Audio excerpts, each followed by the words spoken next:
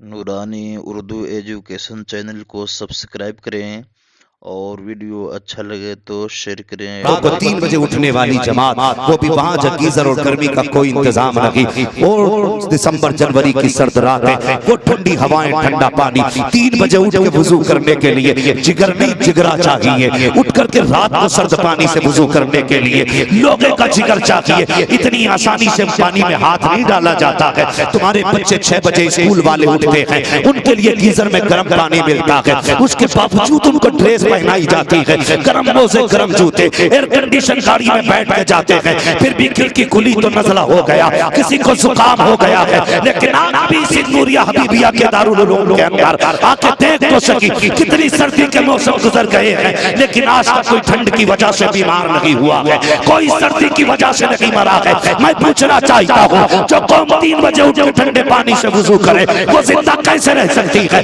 जो सर्द पानी में हाथ डाले वो जिंदा कैसे रह सकती है? जो ठंडे फर्श में बैठ के पड़े वो जिंदा कैसे रह सकती है? उसे तो मर जाना चाहिए, लेकिन ये जिंदा इसलिए है कि जब तक घर रहते हैं माँ बाप बचाया करते हैं, जब ये मदरसे आ जाते हैं रसूल पाक बचाया।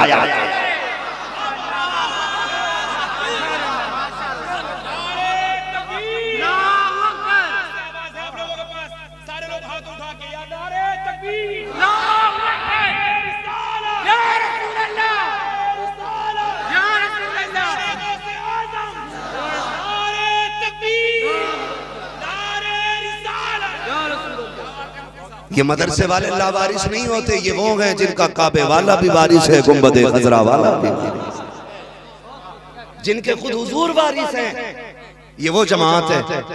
अल्लाह तौफीक दे, कभी मदरसों के चक्कर लगाया करो, जाया करो यार। कभी जन्नत में जाना चाहते हैं ना सारे लोग, सभी को जन्नत चाहिए, लेकिन जन्नत हमने बड़ी सस्ती कर रखी है। अब्बा मरे तो बस एक पेटी का दिया करा लो, मस्जिद में रख, बस एक पेटी, और उस पर लिख दो बड़ा इसाले सवाब मरहूम अच्छन खान। अगर किसी का नाम हो तो बुरा ना मानिए, मैंने बस ये कि फॉर एग्जांपल ये बात कह दी। अगर कोई अच्छा हो तो ये मत सोचना मौलवी मेरे ही मरने की दुआ कर गया ना, मतलब हमने अपने अब्बा का नाम लिखवा दिया, पेटी ले आए रख दी। मुझे एक बात बताओ, रोटी डलिया में रखी रहे कितनों का पेट भर जाएगा? देख देख,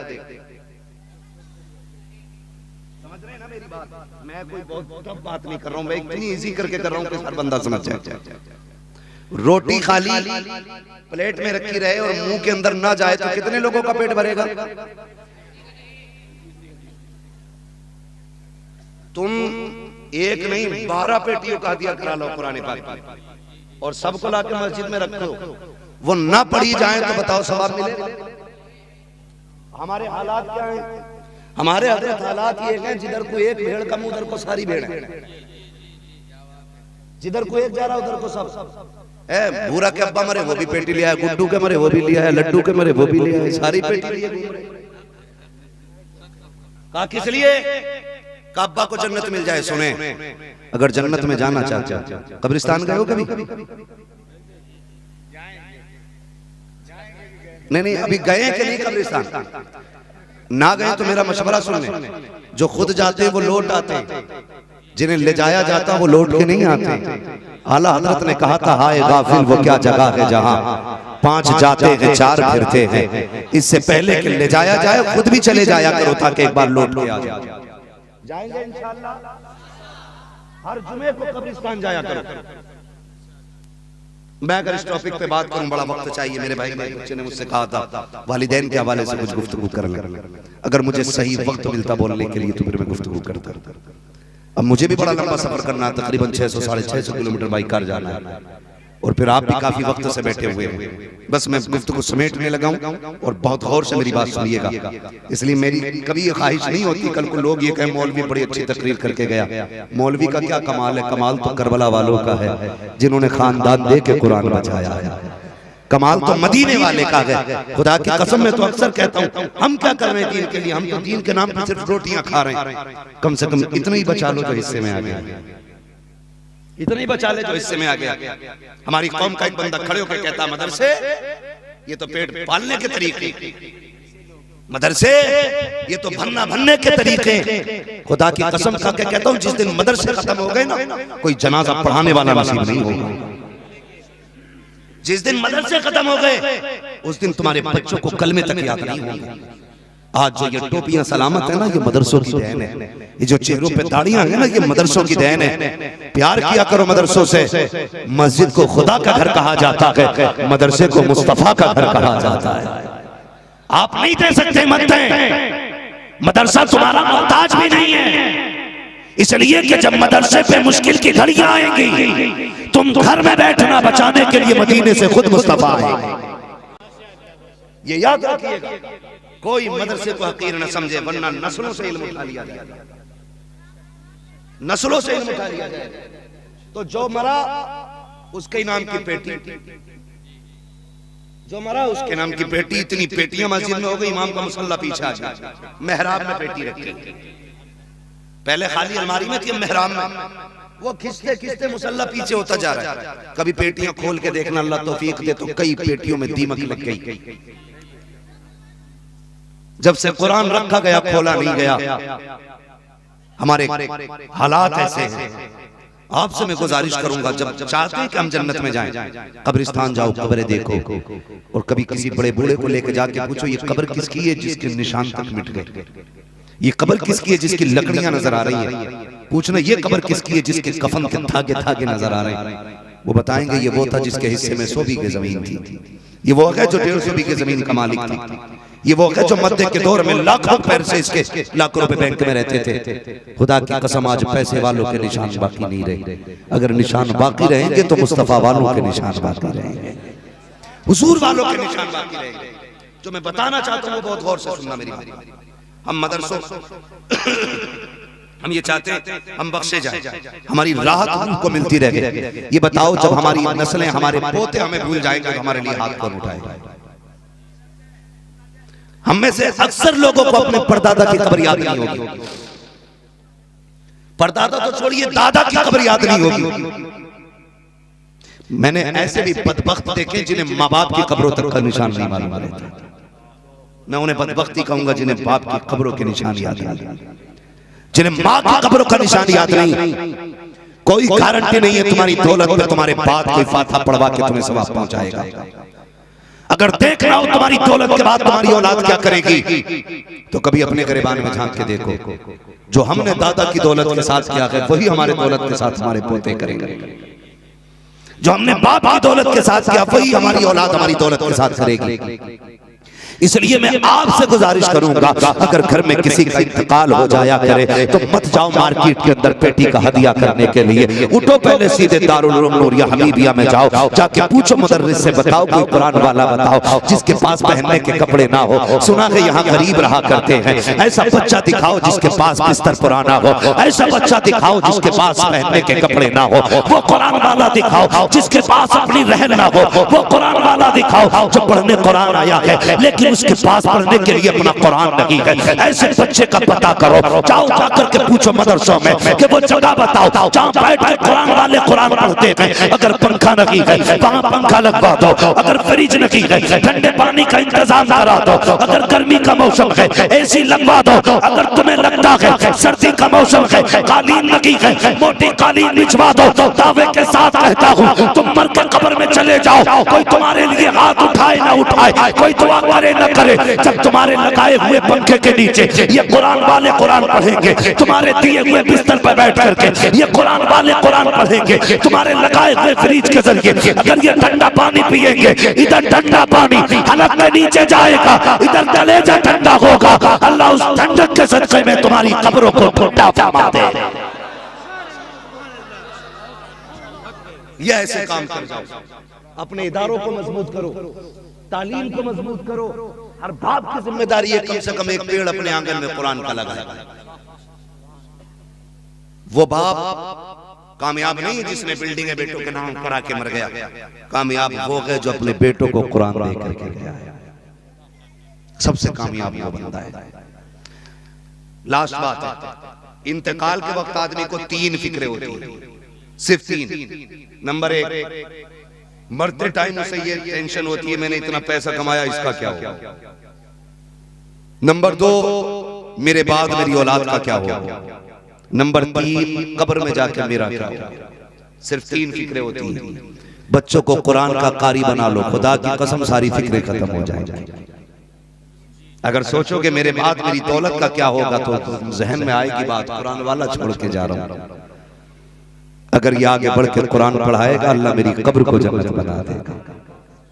फिर ये ख्याल आएगा औलाद का क्या बनेगा, कि मैंने बेटे को कुरान दे करके मैंने मुकम्मल बना दिया। अब उम्मीद है मेरा बेटा बदअकीदा नहीं होगा, बदमज़हब नहीं होगा, ये कुरान वाला है, ये फाके कर लेगा, हराम की रोटी नहीं तोड़ेगा किसी चीज। इसलिए औलाद सभी बेखबर और बेफिक्र हो जाता है। और जब बात कब्र की आती है ख्याल आता है तूने पूरी जिंदगी मजदूरियां की हैं, लोगों के ताने सगे हैं, अपने कपड़ों पे पैबंद लगा के अपने बच्चों की फीस मदरसे की अदा की है, अपने बेटे को कुरान दिया है, खुद धूप में किया रहा है, लेकिन बेटे को कुरान का साया दे करके जा रहा है। इसलिए भी मैं कहता हूँ जब मौत का वक्त आएगा लोग तोड़ते हैं, कोई यासीन पढ़ दे, कोई सूरह रहमान पढ़ दे, कोई पानी दे दे मुंह में डालना है अपने बाप के, खुदा की कसम इसके लिए परेशान नहीं होगे। अगर तुम बेटों को कुरान पढ़ा के जा रहे हो, दुनिया कहीं भी हो, तेरा कुरान वाला बेटा तेरे पास होगा। जैसी रूह निकलना पैर के अंगूठे से शुरू होती है, कभी घुटनों में आके अटक जाती है, कभी कमर में जाकर रुक जाती है, कभी सीने में आकर रुकती है, फिर आखिरी हड्डी पे आकर रुकती है, बड़ी मुश्किल होती है रूह निकलने की घड़ी। उस वक्त ख्याल आता है काश मैंने मौत की तैयारियां की होती, मैंने काश बेटों को कुरान पढ़ाया होता। तब आदमी ज़बान चलाना चाहता है लेकिन बोलने की ताकत खींच ली जाती है। अब तुम कुछ नहीं कर सकते हो, अब रजिस्टर बंद किया जा रहा है, अब कोई काम नहीं आएगा।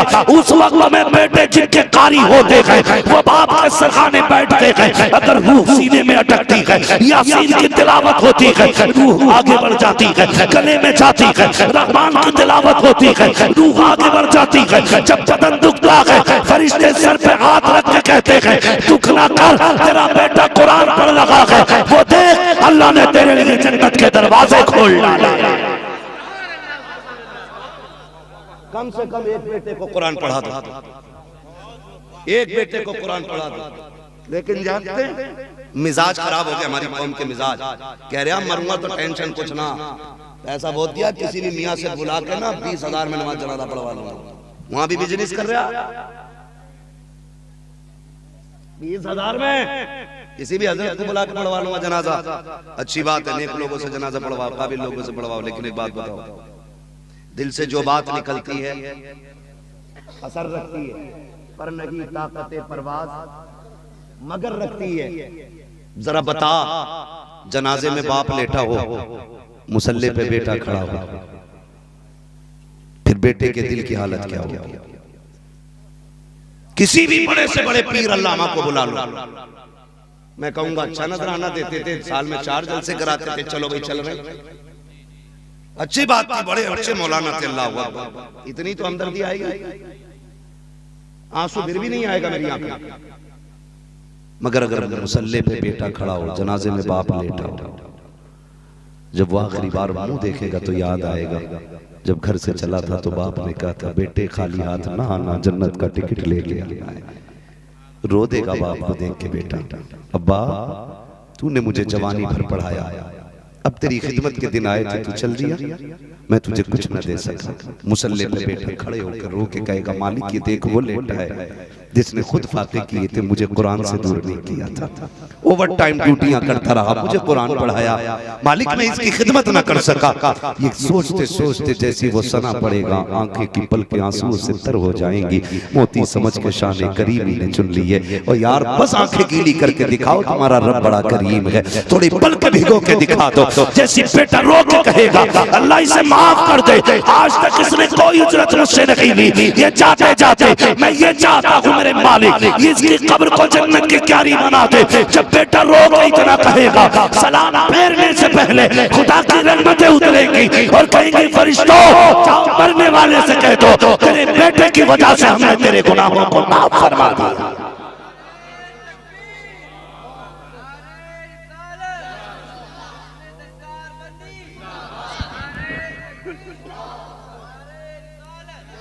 इसलिए कम से कम एक बेटे को कुरान जरूर पढ़ाना।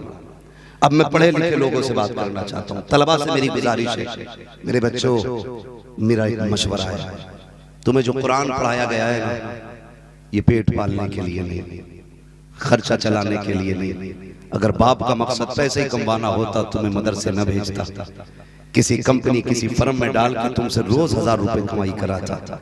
तुम्हें इसलिए कुरान नहीं पढ़ाया गया। याद रखना, अगर जिंदगी में वो घड़ी आ जाए कि तुम कब्र के ऊपर हो, बाप कब्र के नीचे हो, जब बाप को कब्र में उतारा जाए तो उस वक्त तक कब्र से उठ के ना जाना जब तक पूरा कुरान कब्र पे अपने बाप को ना सुना दो। उसे पूरी जिंदगी फुर्सत नहीं मिली कुरान सुनने की बेटे के, इसलिए कि उसे बेटियों के भी हाथ आगे करने थे, उसे घर का खर्च भी चलाना था, उसे फैमिली की जरूरतें भी पूरी करनी थी। पढ़ाया बड़े शौक से था, लेकिन पूरा कुरान सुनने की उसे मोहलत न मिल सकी।